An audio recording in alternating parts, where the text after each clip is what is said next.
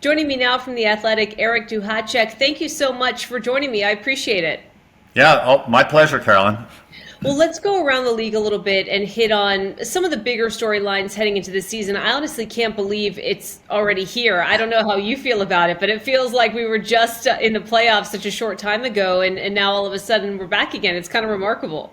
Well, when you get to be my age, the summers pass very, very fast. It's nothing like when I was 14-year-old listening to Brian Adams singing about the best days of our lives and how summers used to last forever. You're right. This one just flew past, It and I absolutely mean flew. it's October already. It's It's crazy. unreal. Yeah, it's unreal. And there's a lot to digest. I know a lot has been made about what the Blue Jackets are sort of facing going into this season with Mike Babcock resigning. What is your sort of 30,000 foot view on what it means for the team to have this behind them, to have this decision made as they get ready to take on a new season?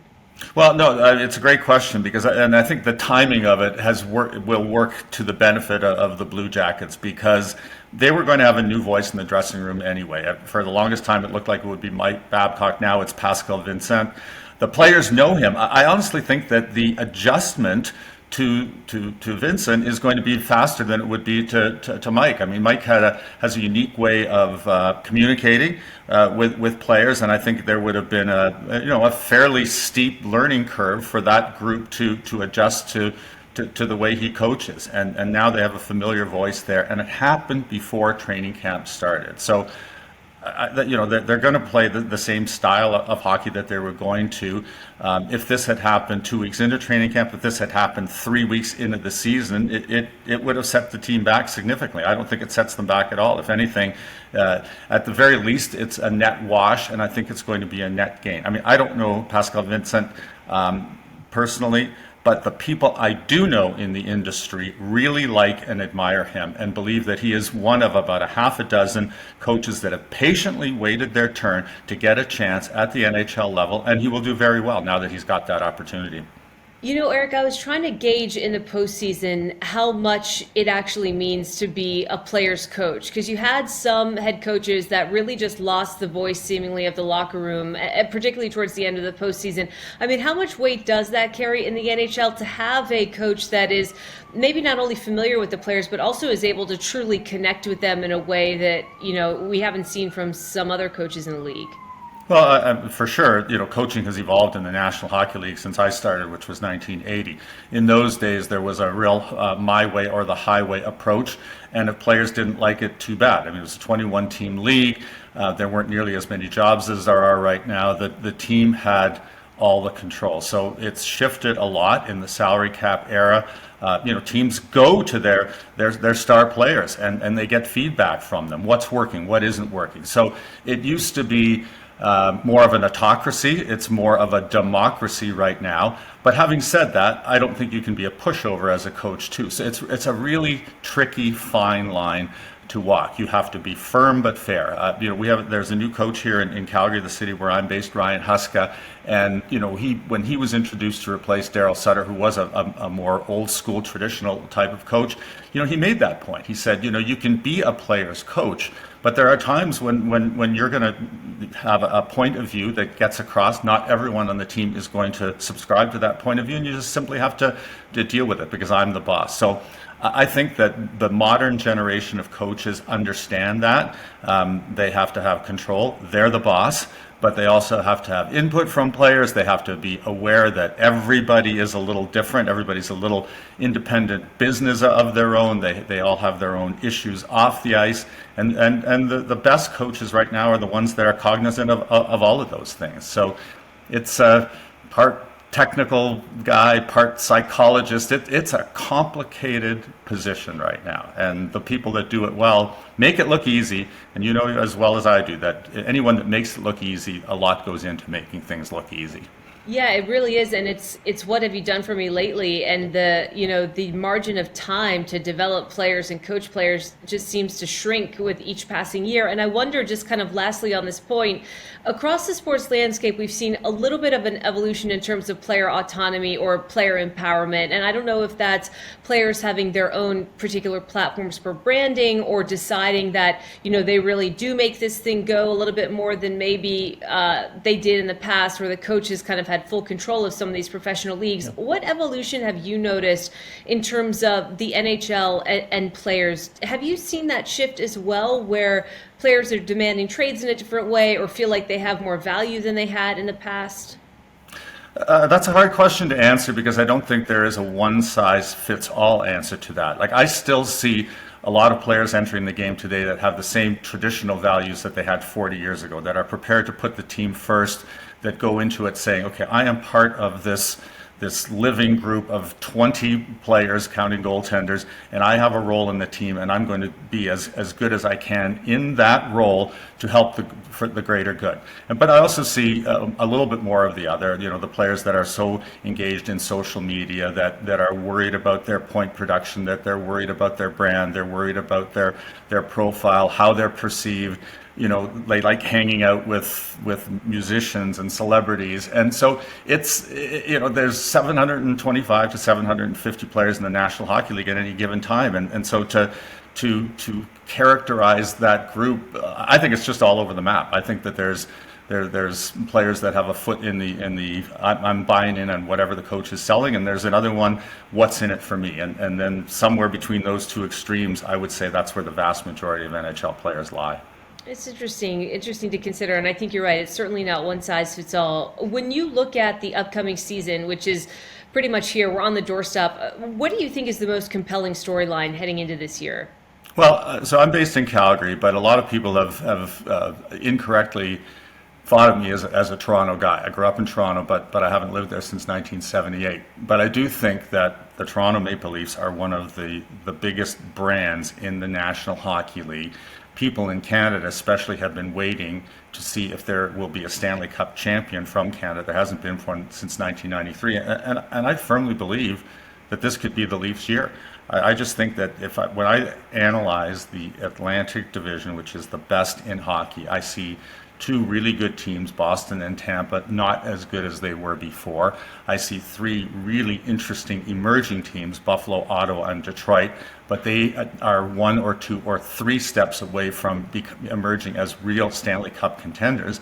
So I see a path right down the middle for the Toronto Maple Leafs, who have been a very good team for a long period of time, that I think they're ready to take the next step. So I don't really like doing hot takes, but I think there's a defensible position to be made that this could be the year that the Leafs end their own personal Stanley Cup drought, and that they also end Canada's long Stanley Cup drought. That, to me, is the one story that I'll be monitoring from the start of the season until the end of April, and then all the way through the playoffs. What is it about the group that you think sets them up to make it all the way to the end? Is it the way that they're built? Is it the coaching staff? Is it everything?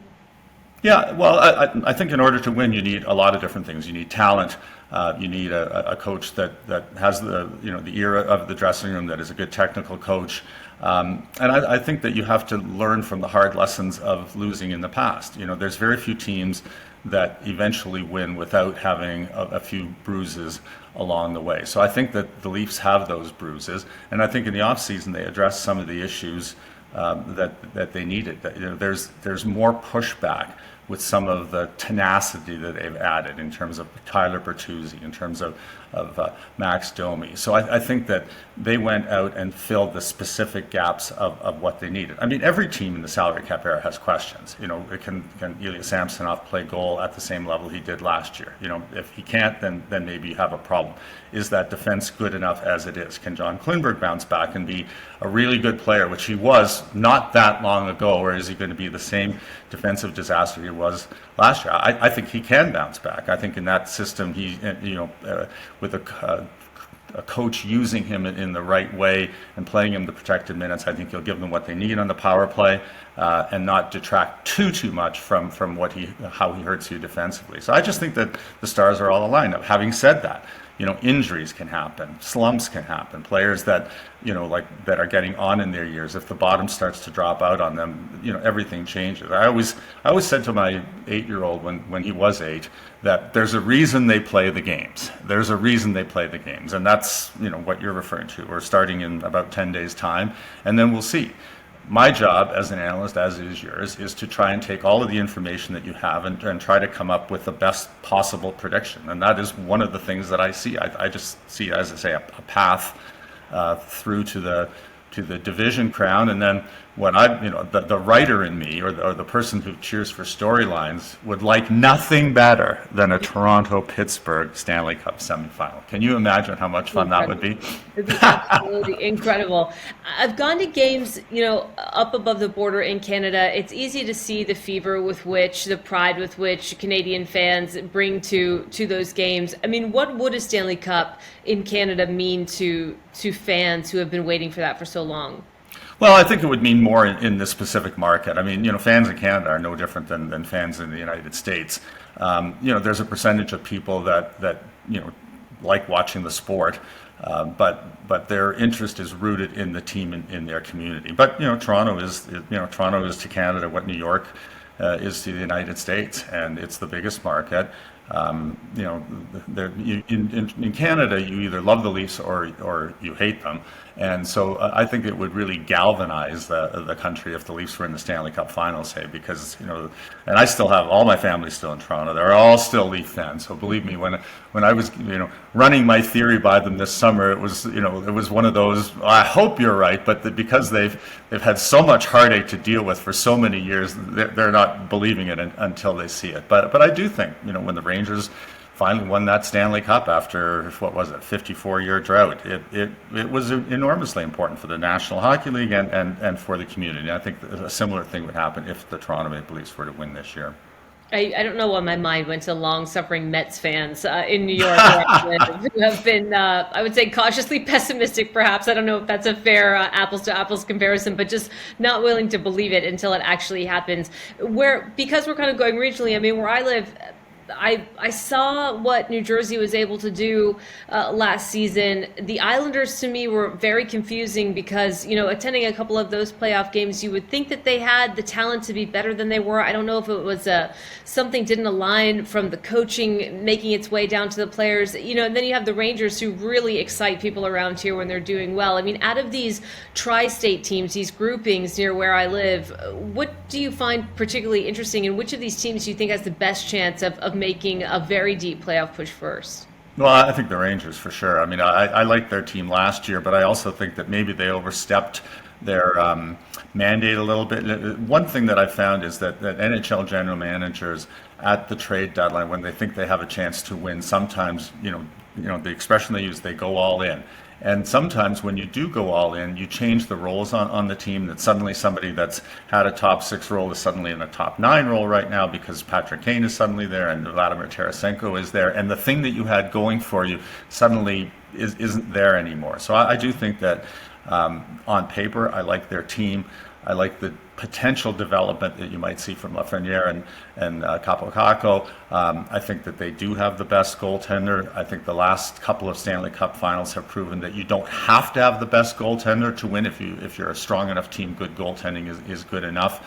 But I think anybody else that's been involved in hockey for any period of time will tell you, if you have a guy like Shesterkin, that's a really good starting place. So I like their team. I like their 1-6 defense. I like their 1-12 forwards. I think they have one of the top 3 goaltenders in the game. And again, it's a team that bottomed out 4 or 5 years ago, started the rebuild. I think they're ready to win right now. I know we mentioned Babcock, but there are a couple of other head coaches. There's been some movement in the offseason. Out of all the coaches that are now in new roles, in head coaching positions that were either vacant or shuffled around, who do you think landed in the best spot? Well, so again, I'm based in Calgary. The Calgary Flames a couple of years ago had one of the best teams in the league. They were the top seed in the Western Conference. And really faltered in the playoffs. And so last year, just about everything that could go wrong did. They moved out Gaudreau and Tkachuk. The players that came in had a difficult time adjusting to the atmosphere here. So Ryan Huska has come in, and it's been his job really to just press a giant reset button. And a lot of the players that underachieved last year, like Jonathan Huberdeau, Nazem Kadri, Mackenzie Weegar in the first half, although he was quite good in the second half. Jacob Markstrom, whose level of goaltending was night and day different from year after year. All of these players, all they have to do is go back to being themselves, and Calgary will be better, and they'll be a playoff team. And if you specifically look at Jonathan Huberdeau, it's very rare, and I can't even remember a time where someone could go from a 115-point season one year to 55 the next without suffering a major injury. So he's got a lot to prove, starting a brand new contract. I just think there's a lot of upside in Calgary, and I think that will it will help the coach, but I also think that his voice is going to make things better here as well. Are you keeping your eye on any exciting new prospects, either in Calgary that you've been tracking specifically that people might not be aware of, or across the league? Is there a young player that really excites you? You mean not named Connor Bedard? Yeah, one for sure. Logan Cooley. That was low-hanging fruit. I felt like that was kind of low-hanging fruit. Yeah, exactly. Yeah. So let's give that a check mark and let's move on. I mean Logan Cooley. Oh my goodness. He looks like the real deal to me, and he was originally supposed to go back, I think, and play at the University of Minnesota. Arizona convinced him to turn pro.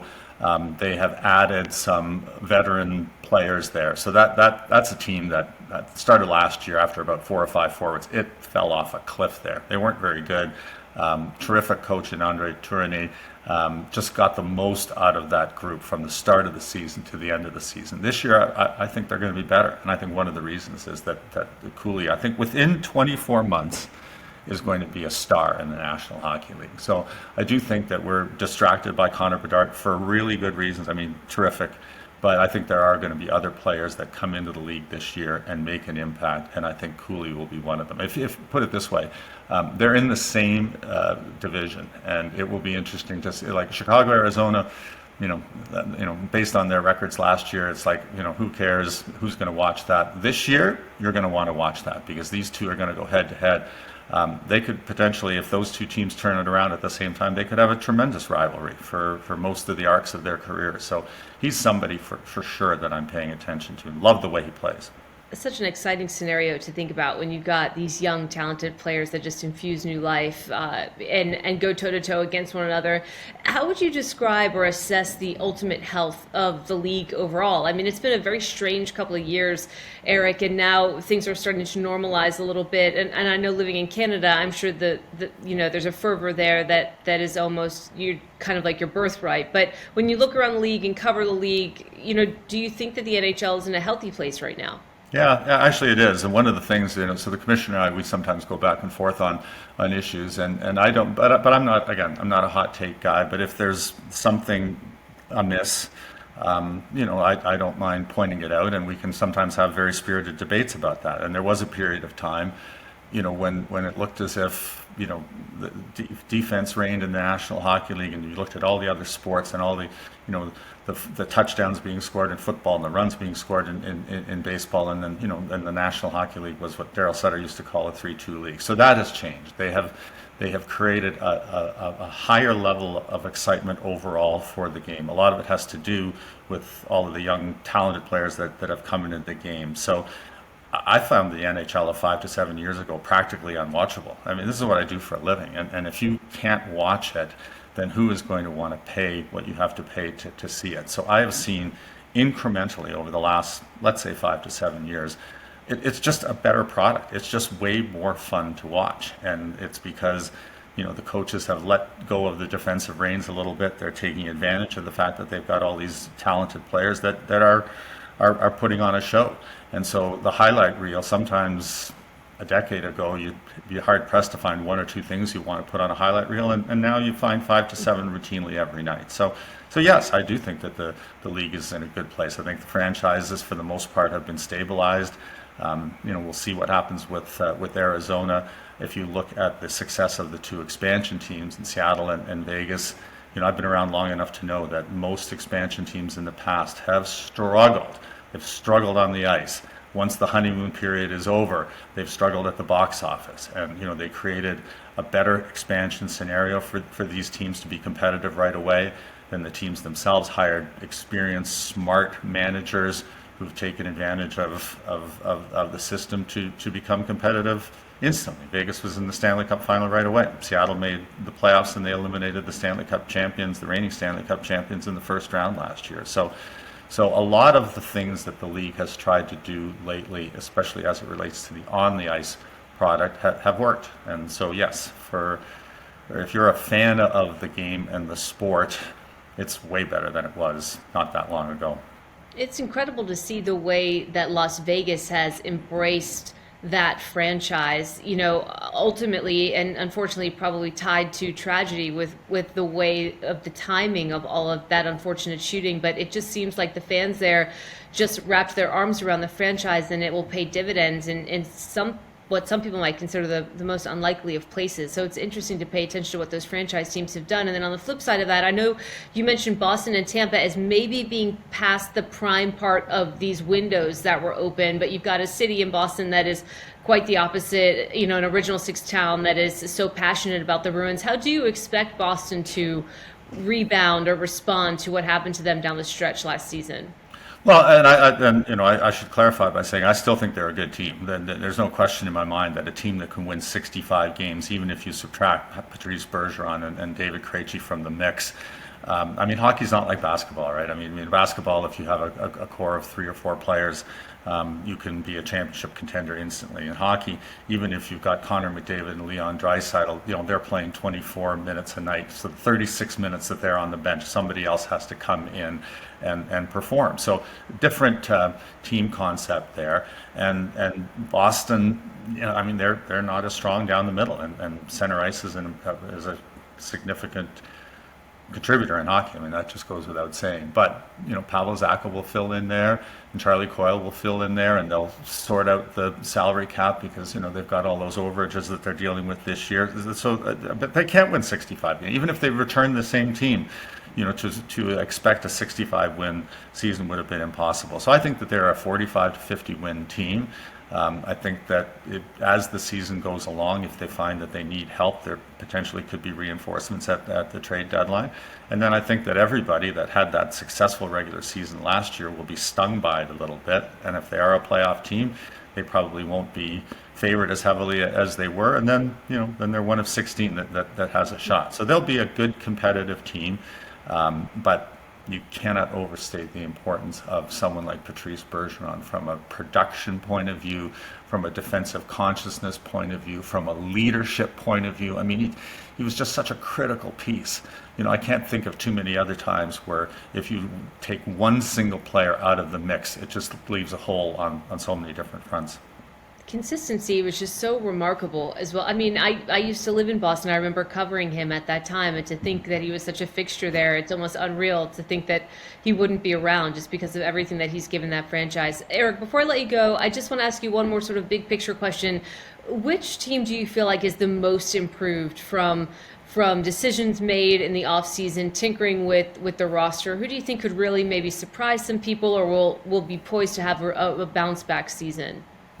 Well, that's a good question. I'll go back to the Atlantic.